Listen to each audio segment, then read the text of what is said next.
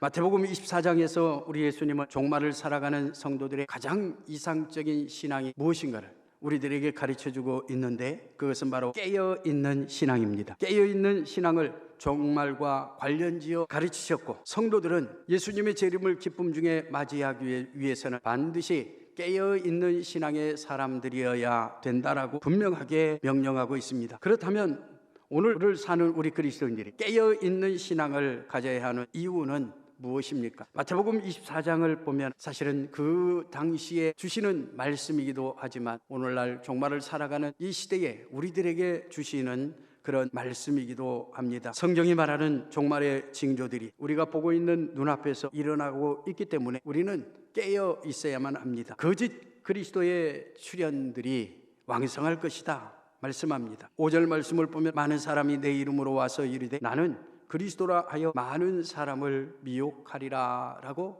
말씀합니다. 기근, 지진, 이상기후가 출현하게 될 것이고 이전에는 없었던 전염병이나 전쟁들이 일어나게 될 것이다 경고하고 있습니다.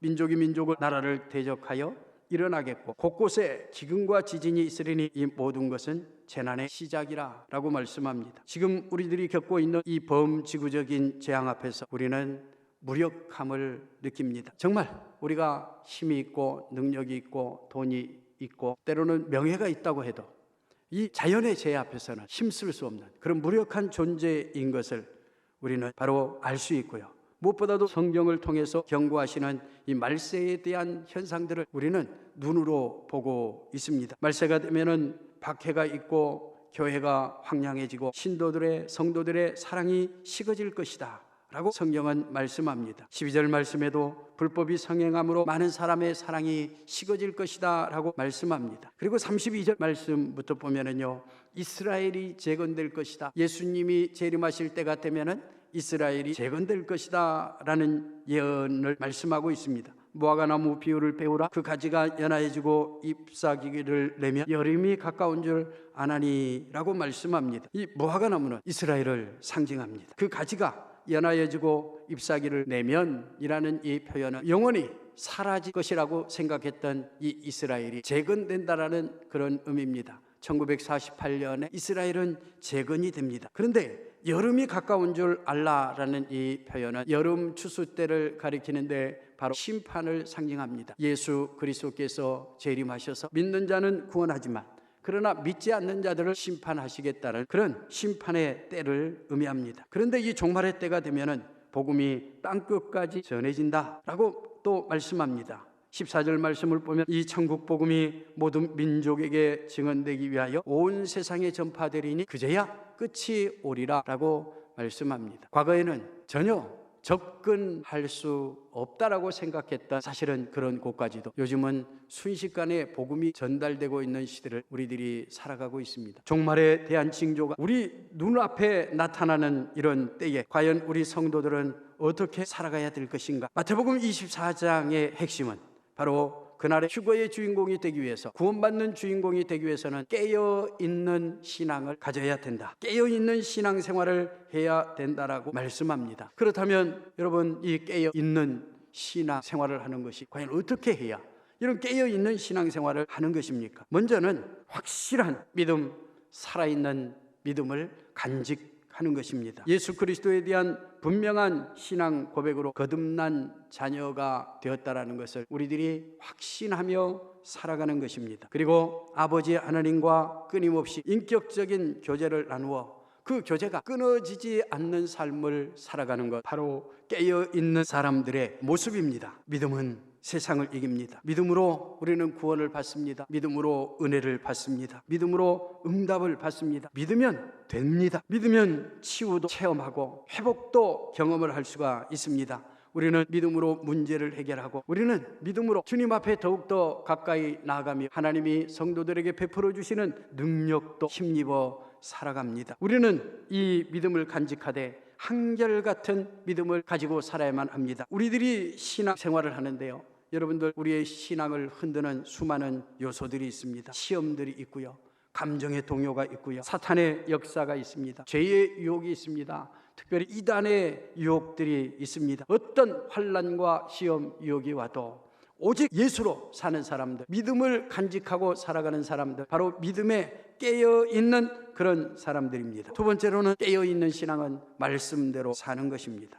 여러분들, 말씀이 없으면 우리의 신앙이 무너집니다. 말씀이 없으면요, 우리들의 신앙이 넘어갑니다. 무슨 말입니까? 여러분들, 우리들이 말씀에 굳게 서 있지 않으면요, 그 사람은 모래 위에 집을 지은 어리석은 사람 같다라고 했습니다. 성경은 말씀이 없으면 망한다라고 성경은 분명하게 우리에게 말씀합니다. 주 여호와의 말씀이라 보라, 날이 이를지라 내가 그 기근을 땅에 보내리니 양식이 없어 주림이 아니며 물이 없어 가람이 아니요 여호와의 말씀을 듣지 못한 기갈이라 라고 말씀합니다. 호세아서 4장 6절에도 내 백성이 지식이 없으므로 망하도다 라고 말씀합니다. 신명기 28장에도 하나님의 말씀에 청종하는 사람들은 하나님이 예비해 놓으신 복을 누리며 살 수 있지만 불순종하는 사람들에게는 저주가 예비되었다라고 경고를 하고 있습니다. 성경은 나더러 주여 주여 하는 자마다 다 천국에 갈 것이 아니요 다만 하늘에 계신 내 아버지의 뜻대로 행하는 자라야 들어가리라 라고 말씀합니다. 우리들이 아는 것,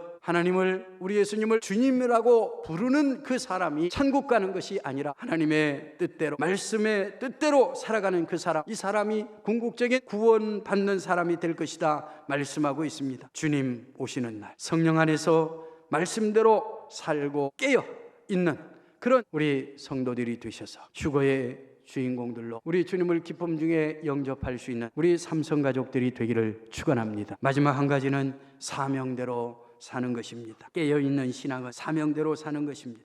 하나님이 교회와 성도들에게 맡기신 사명이 있습니다. 사도행전을 보면 그 사명이 무엇인가를 우리들에게 분명하게 가르쳐주고 있습니다. 교회와 성도들에게 맡겨주신 첫 번째 사명은 바로 이 예배입니다. 하나님을 향한 감성이 메말라가는 이 시대에 하나님이 찾고 계시는 사람이 있습니다. 그 사람은 바로 영과 진리로 예배드리는 사람입니다. 분명히 우리 주님은 이 자리를 주목하고 계실 것입니다. 형식적으로 율법적인 관념에 이끌려 이곳에 나와서 예배드리는 사람이 아니라 정말 영과 진리로 하나님을 사랑하고 하나님을 기대하고 주님 무엇이든지 말씀하십시오, 그 말씀대로 살겠습니다, 받은 은혜와 사랑에 감사하며 하나님 앞에 찬양하고 우리의 몸을 구별하여 하나님 앞에 산 제물로 올려드리는 바로 진정한 예배자, 영과 진리의 예배자를 찾고 계신다는 거예요. 바로 그런 예배자로 살아가는 것이 깨어 우리 주님을 대비하는 사람의 모습입니다. 그뿐만이 아니라 이 교육의 사명입니다. 초대교회 성도들은요, 모일 때마다 사도의 가르침을 받았다 이렇게 말씀하고 있습니다. 우리 그리스도인들이 이단에 취약한 이유가 있습니다. 그것은 무엇이냐면요, 말씀에 굉장히 약합니다. 사실은 이 가르침을 받지 않고 있기 때문에 이단에 취약합니다. 여러분들 배움의 기회가 있을 때마다 내가 있어야 할 자리다 생각하고 여러분들 적극적으로 배워 예수 그리스도의 장성한 분량에 이르는 성숙한 하나님의 사람들이 될 수 있기를 축복합니다. 그리고 친교의 사명입니다. 초대교회 성도들은 모일 때마다 떡을 떼었습니다. 애찬을 나누며 서로의 마음도 나누고 신앙도 나누었습니다. 기쁨도 나누고 슬픔도 나누고요, 자신들의 마음속에 소망도 나누며 그렇게 아름다운 친교가 나누어졌습니다. 우리 예수님 재림하실 때 성도 간에 아름답고 신령한 교제를 나누는 사람들을 찾으실 것입니다. 전도와 선교의 사명에도 그리고 봉사의 사명에도 깨어 있는 사람, 바로 이 사람이 주님 오시는 그날 데려감을 당하는 그 한 명의 맷돌 가는 여자, 밭을 매는 사람이 될 수 있다는 것을 우리는 기억해야만 합니다. 믿음의 선진들은 이런 사명을 지키다가 복을 받았습니다. 은혜를 받았습니다. 능력을 받았습니다. 그리고 그들은 신실한 제자들이 되었습니다. 예배, 교육, 선교, 봉사, 친교 이런 사명을 감당하다가 사실은 박해를 받았고 그 신앙을 지켜내다가 순교를 당했습니다. 이 사명을 감당한 그런 사람들은 부끄럼 없이 우리 주님을 맞을 것이며 예배해 놓으신 천국의 주인공들이 될 것입니다. 우리는 주님의 재림이 임박한 시대적인 징조를 직접 눈으로 보며 살고 있습니다. 깨어 있으라는 주님의 경고를 몸으로 느끼며 살고 있습니다. 깨어 기도하지 못하면 구원의 낙오자가 될 것입니다.